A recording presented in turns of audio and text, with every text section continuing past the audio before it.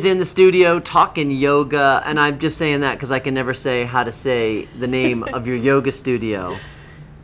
Svadhyaya.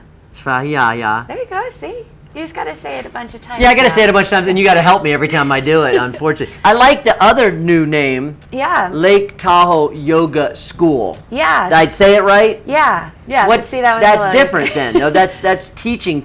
Yeah. So I'm opening a school to teach people how to teach yoga, and it's going to open January 2013. So this is my push month, actually. I'm asking for people to turn their applications in by the end of October. Mm-hmm. And so I now own a business called Lake Tahoe Yoga, and beneath that are Svadhyaya Yoga Studio, which is where we practice, and then the Lake Tahoe Yoga School. And how long does that take for someone to become certified to teach yoga? Yeah, I give you a certification, but there's this group called the Yoga Alliance, and my program and curriculum are designed based upon what they say, and then you're what's called a registered yoga teacher, or RYT. And my program is 6 months, and I'm asking people to give me 6 hours every other week. So it's 6 hours at a time? It'll be 3 hours twice a week. Okay. Every other week. I was gonna say, boy, 6 hours is a lot of. That's how I did it. Is that right? 6 hours straight? Every other Saturday time. You're kidding, huh? And where'd you study? New York. In New York. Yeah. But you went for 6 hours straight at a time. Yeah, I'd go, and it was every other Saturday. So I'd go from 8 o'clock in the morning until 4 o'clock in the afternoon or whatever. Lunch break in there. Yeah. And it was 6 months of my life, and then I did a 500-hour training, and that was a full year during the best powder season that we've had. So I had to give up every other Saturday. You did 500 hours living here? Yep. In the wintertime? Yes. Oh. Yeah. Gosh. Well, thank you for your contribution, right? I mean, that's.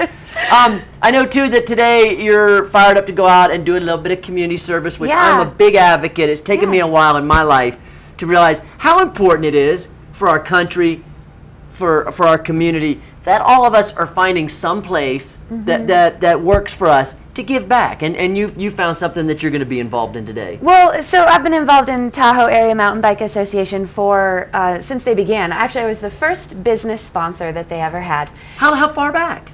Well, about a year, I want to say. Well, so TAMBA started a long time ago, right? But it has had a resurgence over the past couple years. And my husband loves to mountain bike, and I'm an okay mountain biker. I think it's a great activity to do. You don't have to be good to like it. No, I get off my bike a lot. Yeah. But so they do what's called trail days, and I think it's really important to go out there and work on the trails and support what TAMBA does. And so that's what I'm headed out to do today. But also at our studio, I try and support the community as best I can.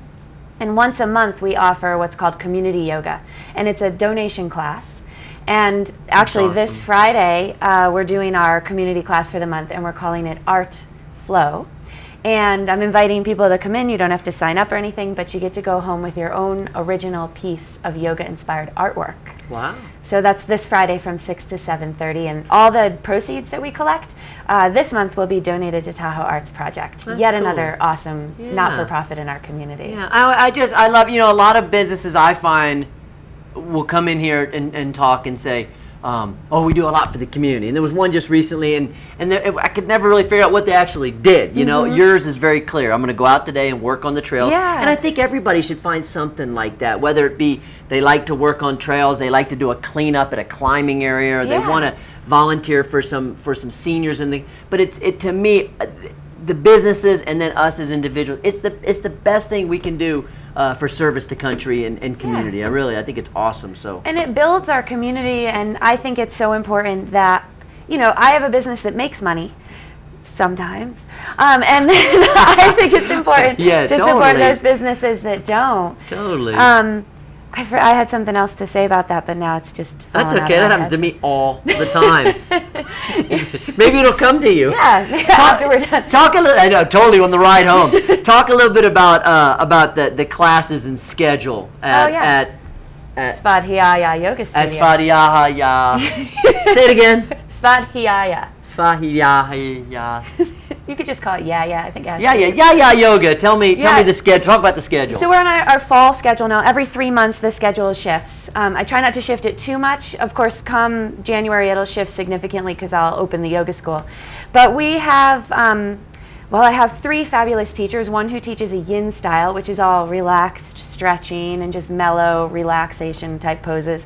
I have another teacher that does an Iyengar style practice. So what that means is it's very structured. He's very specific about the way in which you create the poses and how you align your body. Mm-hmm.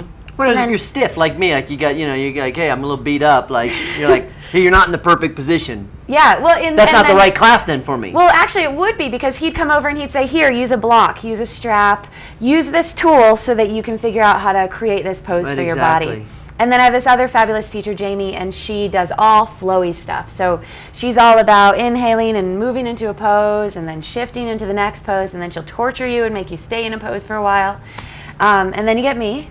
And what do you teach? What's your style? I know you do baby yoga with my family. Yeah, I do. Well, so this is something people have been asking me. My prenatal classes, so for the women who are in their pregnancy, that runs year round, as does my baby love class, which is for infants up to about a year old, and then my baby steps class, which is for kids that are walking and emerging into talking and learning. So those classes run year-round at my studio. Yeah. I'm not going to quit teaching because I get pregnant, and I'm not going to quit teaching, because are you pregnant? People, no. Okay. But yeah, those go year-round, and then I have some alignment-based classes, and I do a lot of flow, and I teach the craziest class on the schedule, which is on Monday nights. Which is? Active flow. Active flow. Mm-hmm. And then that class Isn't that a prescription drug, Active flow? I think it is. Oh, no. I think it is. But in that class, I expect that people show up with a practice of inverting regularly. Mm-hmm. So that means you do a headstand pretty much every day. Cool. And that's good to do headstands every day? It depends on who you are. For some people, it's not so good, because if you have high blood pressure, you have heart issues, it can be harmful to you. Or if you have a hat on with that little button on the top, don't ever do a headstand with one of those things. Yeah. You'll end up with a bruise right on the top of your head, and you're like, what is this? Something on my head. Yeah, yeah. Your studio is awesome. It's very comfortable in there, and I find that's probably something that's really welcoming to people for their first time to come in, and it just has a really nice feel and flow to it, and you have great energy. So keep up the good work. Enjoy your time out there on you're doing totes today. Yeah. So that's worth mentioning to people, because we've been saying how good the dirt is. Can they still do ride-throughs? Can people still ride totes today? If you're mountain biking out on totes today, just be aware that we're going to be out there. You'll see us in hard hats with pickaxes, and we'll be moving rocks, breaking stones. What's the hard hat for?